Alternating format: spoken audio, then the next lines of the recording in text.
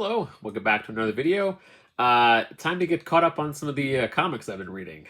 Took a week off from doing the bagged and boarded last week, and then I think what I'm gonna do is before I was trying to get them rushed out on Wednesdays, just to I mean I don't know why I just wanted to kind of get it out. I think what I'll do is I think I'll regularly start posting these on Saturdays. I think gives me a little more time to kind of digest what I read. I don't feel so rushed in speaking about the issues, and then yeah, so I just feel like that's probably a better use of everyone's time. So. All right, so we'll dive into what I picked up last week. The first thing I picked up, it's not really a new comic. I read it already. Void Rivals, the 10th printing. They did a series of 10th printing variant covers. But this one, the 90s kid in me speaks like gold on the cover. Yeah, I want that. So yeah, I picked up the 10th printing, which is, a testament to the success of the Energon universe thus far. That some of these key issues are getting multiple reprints. And Void Rivals, I think it's a slow burn that I think people, the more they read of it, the more they see how connected it is to the Transformers. I think there's the interest is continually there. So that's cool to see. Then last week, another issue that in the Energon universe was Destro issue 4, written by Dan Waters, art Andre Bassan. Bassan is back on the art on this issue, so that was cool to see. This issue is probably maybe the weakest of the issues so far, but there's just a lot they were talking about, a lot to kind of. Not like an info dump, but kind of. It was a little bit of an info dump issue. There was a big fight between Chameleon and Destro in issue 3, and then this is kind of the aftermath of that. And then you can kind of see all of the, in the great big game of chess that is being played with all the Cobra factions side of things. You see where things are lining up, and then that will eventually lead into. The main G.I. Joe series. But I've enjoyed Destro. I've talked about it before. I just really find the play between the Cobra factions to be pretty interesting. So I think they're tackling it well here, and it's interesting. Next, I have issue 4 of Falling in Love on the Path to Hell by Jerry Dugan and Gary Brown. I think it's a Jerry and a Gary, and I think it's Gary Brown and Jerry Dugan. But anyway, I've been thoroughly enjoying this series.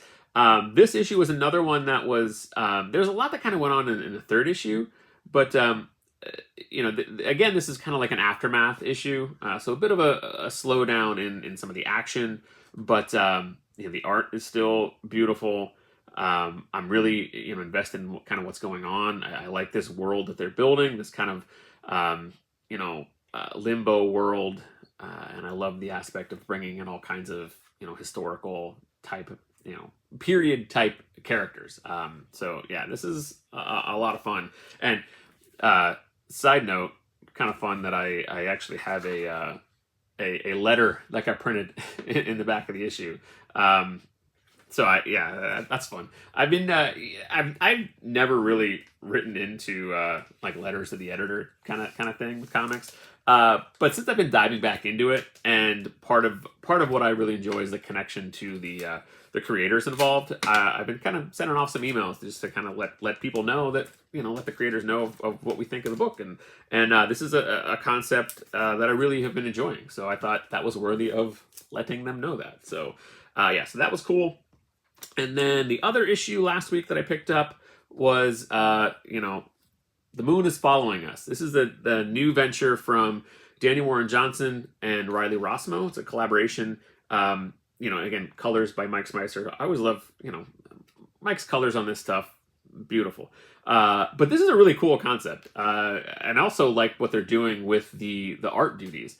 So this is actually the first page. We'll look at that, and I'll put it up here. But so that third panel is actually a Daniel Warren Johnson panel. So they're splitting the art duties, and there's a specific story reason why. There's this kind of the closest thing I can kind of say is like kind of like a Matrixy kind of world where there's this fantasy world that they are inhabiting, and then there's some real world scenes and settings.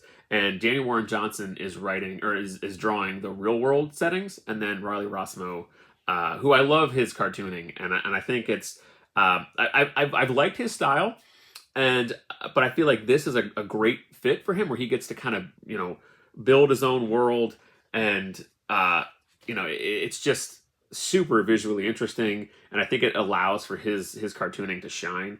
A lot of cool designs in the characters.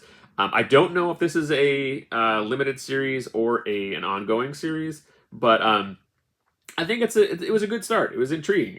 It wasn't one that like immediately knocked my socks off. But I reread it and I was like, okay, I read it through the first time and I really was kind of caught up in the art and some of the really fun designs that are in here.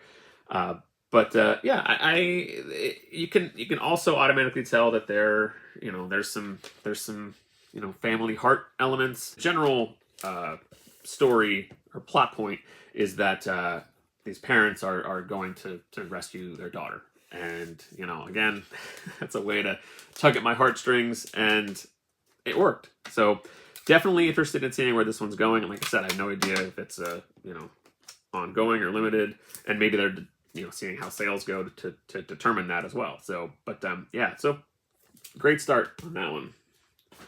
And then that goes into what I picked up this week. 4 issues that I picked up this week. We'll start with this one. Knights versus Samurai. It's written by David.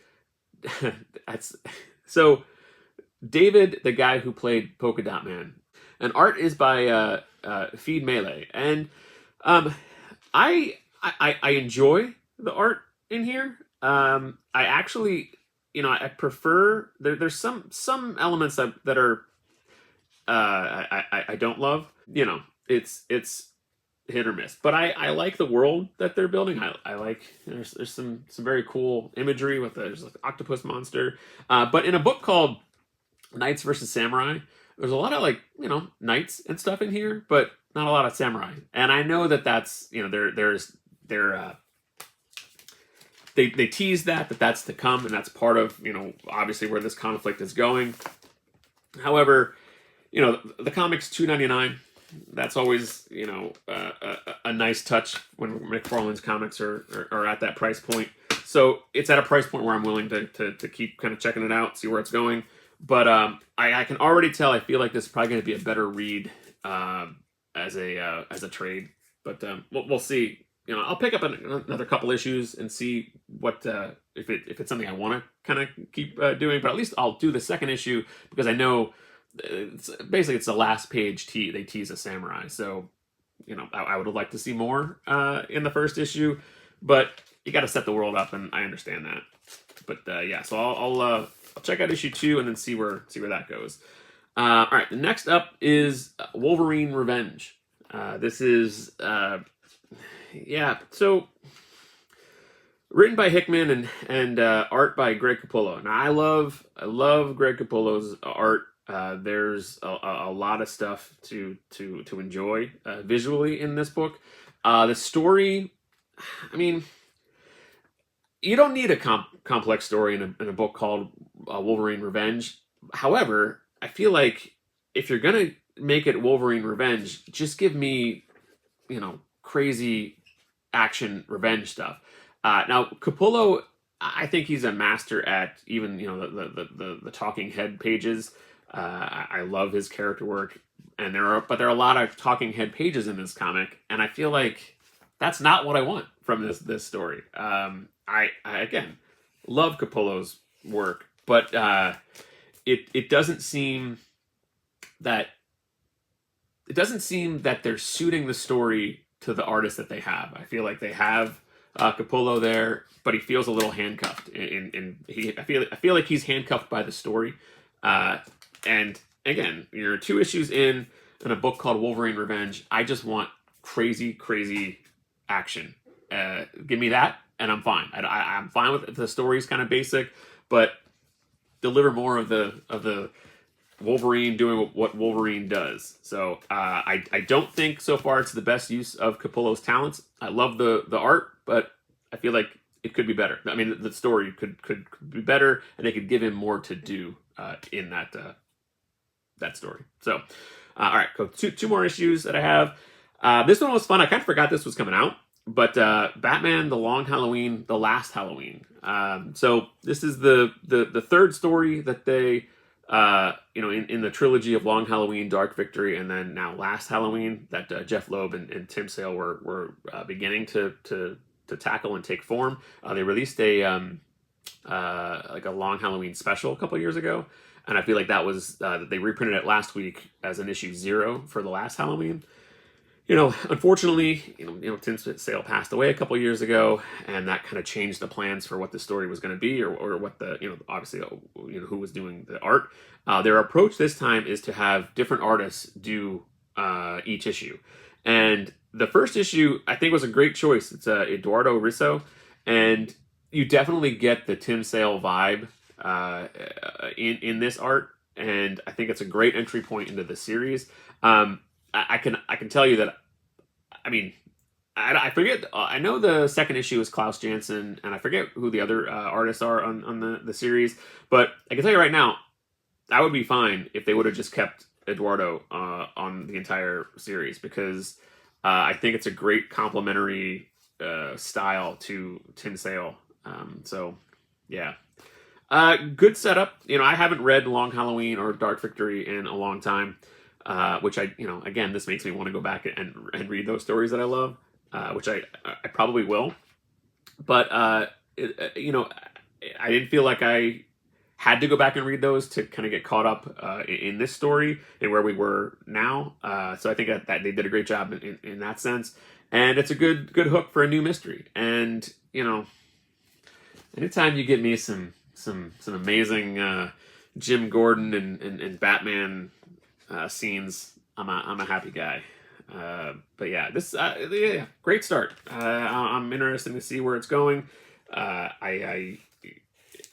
I'm hoping that the changeover in each issue being a different artist is not too jarring and not too doesn't take me out of the story too much.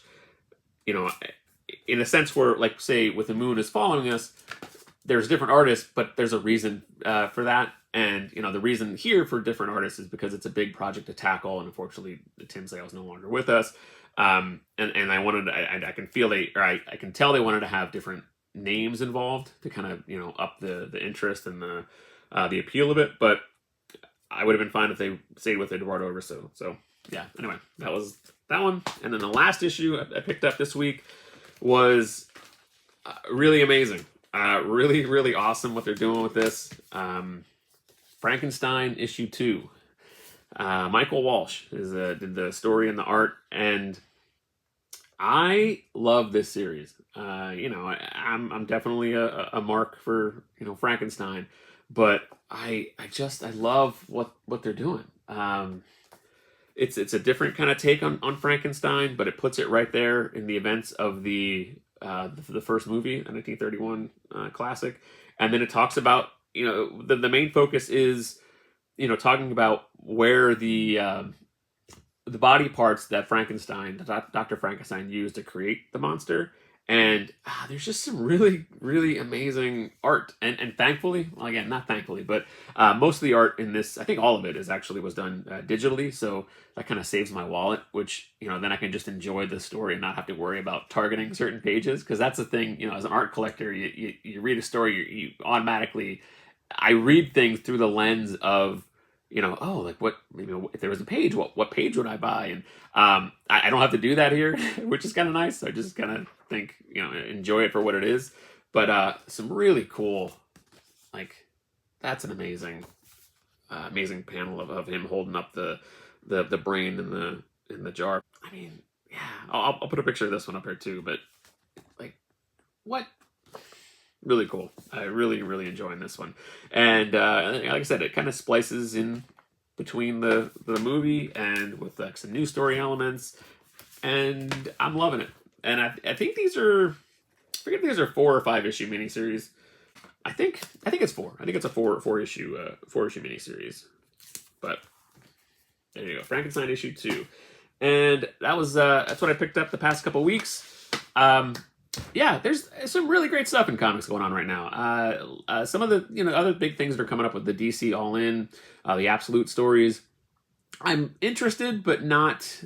You know, we'll see. I might pick up the Batman just because it's Scott Snyder is writing it, and the art looks decent. It's I mean I say decent, but it means it's just clearly a different take on Batman. So the interest is, does the art is the story interesting enough to kind of go along with the art, and it probably will. But I might check that one out. I also saw that they're bringing Doomsday back with art by Dan Mora. That'll be interesting. I don't know if it's enough to make me buy the buy into Superman comics again, but I might check it out. We'll see. But anyway, thank you for watching this one, and I will see you soon.